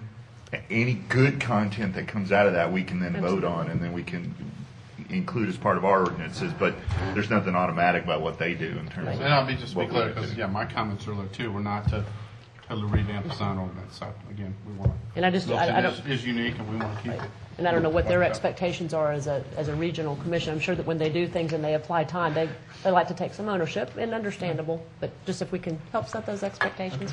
Yes, thank you, sir. On the conservation subdivision, again, it's a topic that's been around a while, and we've had some very strong opinions from citizens as to conservation subdivisions and some of the potential risk with where that could take us as a community. So if we were to consider conservation subdivisions, I'd want, especially with some staff being new to Milton on this issue, that we go back and at least make sure that you've got privy to all of that data, including some of our new council members, and some of that historic data. Doesn't mean, of course, we shouldn't continue to always look at options, but obviously one of the issues with conservation subdivisions is that in some communities what that has meant is really the opportunity to bring in higher density under the guise of conservation, when indeed it's really been about increased density for density's sake. So I would continue to be cautious with regards to conservation subdivisions. I would also state that it was my understanding when we've addressed this before is that we would only be considering that sort of policy approach if we were also looking at transfer development rights. And transfer development rights, TDRs, was supposed to be something that was also going to be part of our comprehensive land use planning process before we looked at increasing density anywhere, whether it was on Highway 9 or 140. And I'll just say, because I think it ties to this, is that when our CPAC committee comes back to us, and this is kind of levering our conversation recently about the financial model, is that what I didn't hear about the discussion of increased density, nowhere in that discussion was there a discussion about transfer development rights. And if we don't do transfer development rights at the front end, it will be something that we've missed yet the opportunity. So I think it goes hand in hand with conservation subdivisions and some of the potential risk. We've heard obviously from others out in other communities where it's been able to be successful, but it's been a very specific conservation subdivision that didn't allow for minimum lot sizes to go beneath either a 2 or 1 acre minimum. So it would have to be a very different animal than any of the jurisdictions, at least that I've personally seen. But I do think a subset of that is transfer development rights and how we proceed with that as we continue into this next phase of the financial modeling. And I do think that's all tied in, so thank you, Mayor. Karen, do you want to address these two issues? I strongly believe we do need to tweak our sign ordinance, but if we're really looking at where we're going to get our biggest bang for the buck and using the ARC resources, I believe it would be on the conservation subdivision ordinance. I think if we're going to really preserve the green space we have in Milton, we've got to maybe do some out-of-the-box thinking, and we may have to look at the possibility of a conservation subdivision ordinance to preserve green space, and that, this is where we could really use ARC to help us come up with something that could help preserve some of the green space that we do have. Okay, was there one, Joe, did you have another? Nope. I got you, okay. Okay, anything The else? only other question I have is, I was under the impression with this that we had to have a referendum from the council supporting anything that went forward in order for it to really have any weight down at ARC. It's not a referendum, but it's a letter of approval. And in fact, we have a dummy that we have made up, and it's here for you all to sign depending on which request you would want. Obviously, we would send out what we came up with, the final draft, before we would send it off, but we would have that prepared and ready to attach. So do you want us to go ahead and sign this now, or do we? Would, please. And just to confirm legally, is that okay for? Yeah, we can have Sudi or Chris keep it until Okay, so is that something we can pass amongst ourselves as we move forward tonight? You can go ahead and sign it now. Will it be ratified on a future agenda though? Then I'm fine Okay. with that. We'll Now, is- ratify it in the future. So is this, I'm sorry, I'm confused.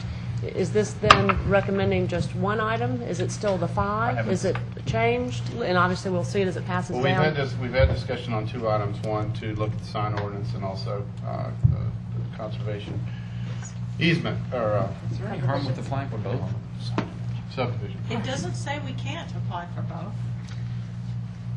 Do that. I don't know if we heard our chances. Because I haven't heard a distinct split tonight as to which one's on. No, I versus agree. I conservation think, subdivision. I've kind of heard some talk of supporting Yeah. both, but not one over the other. Mayor, I have a question then. If we're going to reevaluate that list of prioritization, I guess my question would go back to the Highway 9 area. I mean, we've got a design guideline that's going to need more work, and we've been hearing about Highway 9 for a long, long time, and that seems to me to be still in concert with, and I don't know that we've perhaps languaged it to the ARC the way I heard Councilmember Tart describe it tonight, and that is that we would have some very specific technical items that would be a follow-up, if you would, to these guidelines. It's just that I would hate for that 1 or 2 week time frame to get in the way of us being able to articulate how that could be a technical sort of exercise that we would be able to benefit from the resources. Can we answer that, though? I mean, based on the information you got from them. How was it couched? when you asked them? I mean, And again, it's not a criticism at all. I'm just wondering if there's a way for us to articulate it that would speak to them in a more technical language so that they would understand what would be coming out of this. Yes, actually, what we brought to them was a Historic Preservation Commission, or district guidelines, not Highway 9 guidelines. That was in our original That's kind of my list. question. I mean, I think it's a great idea, but I don't know if they'll. I thought that was. Bless you. I'm trying to remember that meeting. Yeah, the Obviously, origi- I've forgotten a lot today. That's right. The original list included sign ordinance, revision, and recommendations. Some master planning, an in-depth land use study for the Highway 9 corridor, an economic development program or some guided policies to target filling vacant space, and preparing a tax assessment audit to examine and highlight properties coded or assessed improperly.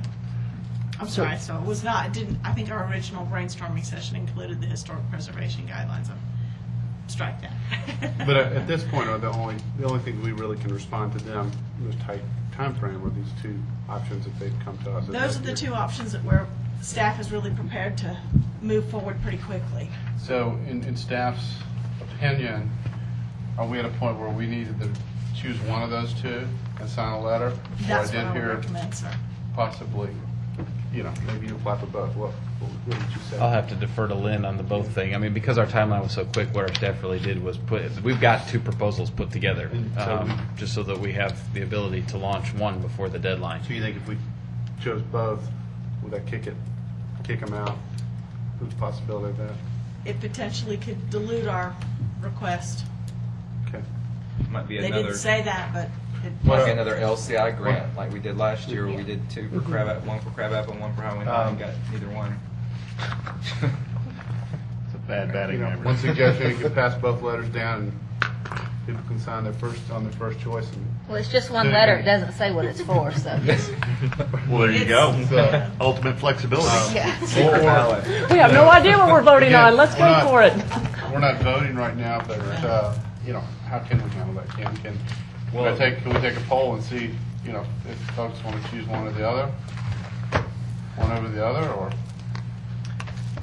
No. Okay. That's what I'm asking. No, I know it's a fair question. It's the question. I don't think we should do that. I think we ought to just go ahead and sign them both. Or is there two letters or just one? There's just one letter. It's a generic letter of support. But it doesn't With a tell us blank. what we're supporting. I mean, how do I I'm sign not asking something you- I don't know what I'm nobody- supporting? nobody- Because I support either one of them you want to put forth with everyone we decide on, so. Right, and I sign it. it's clear, that's what we would have to clarify that before your signature was binding. Well, then go ahead and execute it, and then what I heard was before it's going to be released, this will be put on an actual agenda where a vote. No, it has to be released by Friday. It's got to be done by That's Friday. That's why I was saying Ratify about it. Deadline of this I mean, application. it seems like we have to have a discussion Ratify here it this at a evening. letter Do we time. not? We don't have another meeting. Yeah. Can we add it to the agenda? What agenda? But it's not till next Monday. This meeting agenda. This meeting agenda? You can add things. And then, now, to be fair, the agenda has already been approved. So we would literally have to modify the established agenda, and a lot of the people have left. So that makes me a little uncomfortable as well to do it this late Yeah, I would into the agree. session. It's a great idea though, and it's something that we just thought of. But I think Right. the one thing we could do would be to, and you won't like this, but to call a special call meeting for the purpose of approving this. Otherwise, I get a little nervous about it because obviously you're being asked to sign a document, and some of you aren't even sure what the recommendation you're making to the state agency is, and I don't want to. Well, let's be clear on that. We're not asking anybody to sign something not being sure which, Right. we need to clarify that. I mean, but the way this reads, though, I would support whichever one we come up with, so I don't have a problem signing it, because I support them both. I may support one more than the other, but I support applying for either. I mean, anytime we can get free money or work or services, I'm supporting it. Got that, Matt? The only other thing is to Councilwoman Thurman's point, maybe, can we give our, quote, non-binding approval or whatever, based on going forward with one of the two, and then, let our staff decide which they may feel is more important, or have some email communication back and forth. Or which one they feel like we would have the better chance of being successful. Is there anybody who would not support a Either review one. of the sign ordinance? Or review the sign ordinance, yeah. Is there anybody that would not support that? I think if I had my druthers. Well, right. I understand. I'm just asking, is there anybody who wouldn't support that? Okay. Is there anybody that wouldn't support conservation subdivision? I would potentially have an issue with that, At this point in time, given that hadn't been a discussion, and prior to now, we've said that we weren't pursuing conservation subdivision, so that would be an issue I think would be worthy of some discussion before we let the ARC loose on that one. Well, then the easiest thing then would be to move forward with the sign issue, because it appears to have unanimity. But then at some point you'll have to ratify that. I'm just wondering, what did we just do that was not unlike what we've done in the previous 15 or 20 minutes? I mean, we can't really, you're saying we can't really say you need to do the sign ordinance, right? I'm saying that at this point under discussion, this is a non-agenda item from the standpoint of voting on it, is my concern. So that's how a council. So can staff send a grant with our permission? Or can But- staff? We've staff applied for I think, we've yeah. applied for grants before Can and then brought it staff for apply for a ratification. grant, and then we ratify? That's Right. yes, Staff. yes, and that Yes. happens all the time to meet deadlines. But this one does very clearly state in there that it needs to have at least, you have to sign the approval, and it has a much better chance of getting passed if it We has support it, full council approval. I mean, they make that very clear in the application itself. which based on the discussion, I would think probably just gave staff some indication as to what they would be proceeding in terms of where you've got full support for something. Correct, but the question is, does that need to be signed? I think it needs to be signed by council beforehand. So can council take that action of signing something individually? I think that, and this happens, I think to the extent that your city manager believes that he has a comfort level with the will of the council, with your knowledge that you'll be ratifying this at the next meeting where it can go on, yeah, absolutely. Because the reality is it would take a denial for him, the mayor can sign something with just 4 voted in favor of it. Okay. Can I ask one more quick question, Mayor? Legally, I mean, you asked the question, I mean, nobody wants to have meetings. Legally, though, do you feel that the best thing would be to have a special called meeting this week before, just so that we've not, I mean, if you want absolute certainty. I mean, I'm just asking you. I'm not proposing that's what we need to do. You asked the question. I don't think we ever Listen, let me responded. put it this way. If this was going to be an appropriation of funds, I would require that. It's Okay. not. This is basically a request for money. Right. I'm not going to get caught up on making y'all do that. Okay. No. It's not actually a request for funds. It's a request to have a third-party study made, isn't that correct? Yeah. That's Yes. correct. It's Okay. assistance only. So if, Some funds. well, it's the ARC funds. Yeah. So, I'm trying to drive home here is, if those are the 2 issues that they were to study, is it discretionary? Is it up to their discretion to pick one or the other, depending on? No, so we would have to submit for one or the other. Or both, Or and both. probably not get either. But yeah, if we submitted both, I have a tendency to think it would dilute the expectation. Getting Well, some could they actual use their witnesses. discretion, say, well, sign ordinance is going to take less time, let's do that? In your experience, what? Well, they could. Ultimately, they know how much assistance time and staff time they have to give, and might dole it out in that manner. Lynn, in trying to make this easy, what would happen if we sent the application in? We lost easy about 20 We minutes did. ago. Yeah, this has gotten hard. If we sent the application in with just either my signature or your signature, getting the grant application in before the deadline, and then to follow it up with an attachment letter of support from our council immediately after the next council meeting. And if the council doesn't support it at the next meeting, then we just remove the grant application. Staff that does this is telling me that's not going to work. You know what, I'm This is going to pretty make a clear. suggestion, Ken, and you tell me if we can do this. Since I'm hearing that there's one item, the sign ordinance, that is fairly unanimous, it may not be first choice for everybody, but I don't think there's anybody totally against having that looked at, that the letter can be passed, and those who would like to sign it are welcome to sign it based on the sign ordinance. I'll sign it.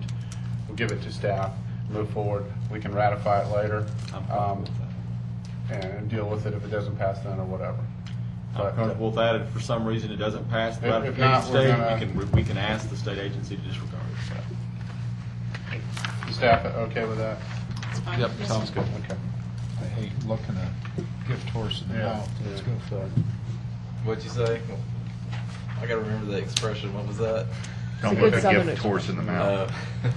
All right. And thank you, Okay, staff. one more. Carter, Yeah, yeah. Carter's got one, and well, I was about to say this should be easy, but Right. Let's see, we last just tried to word. apply for free money. Yeah, no, it doesn't get much harder than that. Well, hopefully this will be quick. I've had a neighborhood bring forth another request for abandonment of a right-of-way. And before these folks spend a lot of money on the application process and the surveys necessary to do that, I wanted to at least bring it forward to make sure I understood any of the significant concerns that council may have before they move forward on it. The subdivision in question is the Crabapple Estates subdivision. Crabapple Hill is the road. John's circling it with the little hand right there. It is south of Landrum. It's an 8-lot subdivision off of Freemanville. On this map, you see Freemanville sort of to the right by the hand and Birmingham Highway over to the left. Landrum is the road that crosses over the top. So they have requested an abandonment of the right-of-way to gate the subdivision. As I understand it, there's 100% support within the subdivision to do this. And What now? there's 100% support within the subdivision to do it. Only 8 houses. Way to go. And how many total lots are there? There are 9. One of them is a lot for the detention facility. Okay, so, I mean, it's full, in other words, all the homes that will be there are there? Yes, ma'am. Yes, ma'am. And this is a little cul-de-sac, so we have no cut-through traffic or, No That- connectivity. That's right. Yes, ma'am. 8 lot, 1 phase, no future development anticipated.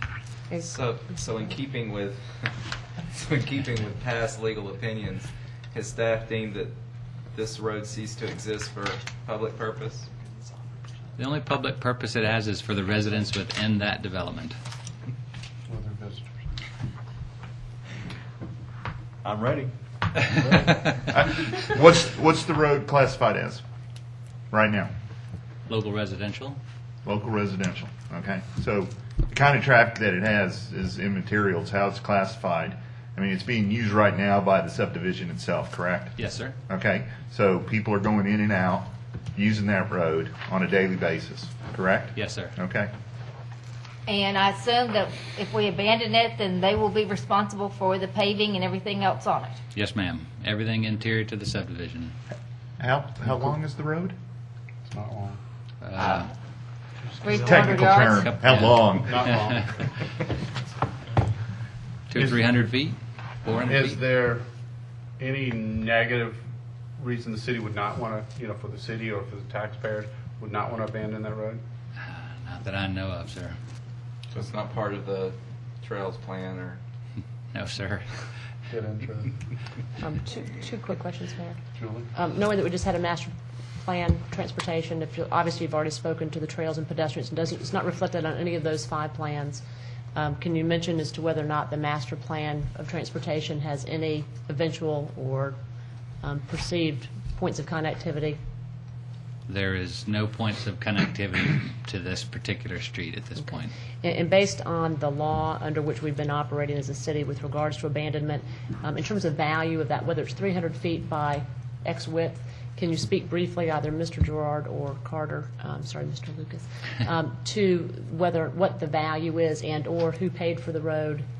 Because that's obviously one of the issues that we've historically talked about, rather than just simply gift a road, is that if there's underlying value to all citizens that have paid for it, that we need to have consideration of value. Let me take a crack at that one. It depends, and I'll have to yield to Mr. Lucas with respect to how we acquired the road, and to the extent that he says prescription, then that's real easy, but I'll yield to Carter. At this point, as far as I know, the road was dedicated as part of the subdivision plat to Fulton County. And that's been in the last 10 years, correct? I mean, it's not a very old subdivision, is it? That's right. That's right. Which, of course, that impacts, that makes it a lot easier from the city standpoint, because then upon abandonment, we don't have to charge for the road because we got it, and whatever local government got it for free as well. So I just think it's important so that our taxpayers didn't help to fund the creation of that road. And could you also, maybe if not tonight, speak to whether or not we've had to expend any dollars on maintenance of that road? I can bring that back. I don't know You may for not have sure. that tonight. Yeah, it's not a very old road. It's so not old. My and guess it's- would be that it's, I don't think so. I just think it would be nice if we could cross that. Unless we had a special call to come back in there, I'm not aware of any funds since I've been here that we've expended there. and the beavers living in the detention pond don't object. It's going to make it tough for them to catch the school bus, but other than that. Just a quick question. In cases like this, they assume, or the subdivision will assume maintenance of the stormwater systems also. Is that correct? Yes, sir. Including any detention? Their stormwater management facility would be their responsibility today. The stormwater system within the right-of-way would then revert over to the subdivision, and they would be responsible for that. Typically, the only thing that they probably wouldn't be responsible for is water service and sewer service that would be dedicated to the county. And I just want to ask, and I'm sorry if I missed the point, but what is the reason that, what's the benefit to the owner or the subdivision to take over ownership of it? Well, they've expressed 2 things. One, as a gated community, some exclusivity, and 2, they have some concern for the safety of the kids that live in there, and vehicles entering the subdivision that aren't intended to be in the subdivision. Okay. So the road may have some use other than just for the residents? Not on purpose, I don't think. I guess the purpose doesn't really matter. It's being used. Bill? Quickly, how do we handle public safety? Does the city still retain some type of easement in cases like this or not? No, sir. No, sir. Everything would be the responsibility of the subdivision. But But the gate police and the fire department have access without... Right, there'd be a Still Knox a box Knox that box, would give the fire department access. I think I could request the Knox box. Julie? Thank you, Mayor. Again, I don't know if it's going to be Carter or Kim, but can you, before closure on this issue, can you delineate between how this is either like or dissimilar from other cases that have been before us so that we're quite clear in terms of what that legal distinction is? Do we want to get into that right now? If you can just, I think it would be, for me, it would be important so that I understand that we're not about to do something that's in conflict with prior legal advice that we've been given. Well, again, we're not Yes. about to do anything. You're just running That's the right. body to get some kind of feel, but we're not So- making a decision. But based on Julie that has a good- report, my request Julie would has a be- good point, and I mean, some of the certainly inquiries Joe's welcome started to go bring down some that path. discussion up No, if you'd like. no. I absolutely answer her question. And part of the discussion, Absolutely. where it was headed, whether it was direct or not, I'm just prepared to be a little bit more direct about it, is I think we need to be clear as to what the distinction is. But, and Also, that may be something you want to formulate an opinion on and, bring back to us before Right. we make any decision on this. Well, I mean, to the extent we want to go through this in open meeting, we can do that. I mean, We've had Old Black, we've had a number of different roads that had, very different issues. And so whether it's this evening or to the mayor's point, at some point before a decision is made, I think it's just important for the city to be consistent in how we apply those standards. Well, let me say this. I think I can say this without getting too deep into that, and that is this: we have always had a privatization policy in Milton, and I don't think you've ever been given the guidance or counsel that to the extent that can be satisfied, we don't need to observe it. You can now. Someone might say, but to the extent that the privatization policy is followed and the road is still being used for any purpose, how does those square? And I think that the position that we have taken to the council repeatedly has been that the abandonment statute under state law says what it says, and jurisdiction after jurisdiction after jurisdiction have privatization policies, and one of the reasons they typically require 100% buy-in of affected property owners is simply to limit the individuals that would bring a claim arising from a road being abandoned. That's simply the way it is and the way it's done. To the extent that someone may say, well, yeah, but that seems a little incongruous to me, I understand. And I have made that, I think I have advised the council of that previously, but 100% buy-in and a request by 100% of affected property owners basically mitigates in totality concerns about that. And this is exactly why you have an abandonment policy, is little cul-de-sacs like this are right for that. And to the extent that you all get rid of a maintenance obligation and otherwise citizens are happy, it's not a bad thing. Okay. Does that give you, staff, any direction or not? I think we have it, yeah. Okay. Again, you have to bring it back. Okay, thank you. Good. All right, any others? If not, let's see if we have a motion and a second to adjourn into executive session to discuss possible land acquisition. Mayor, I'll put forward a motion to adjourn into executive session specifically for the purpose of discussing potential land acquisition. I'll second the motion. All in favor? All in favor, please say aye. Aye. Any opposed? This is going to be quick.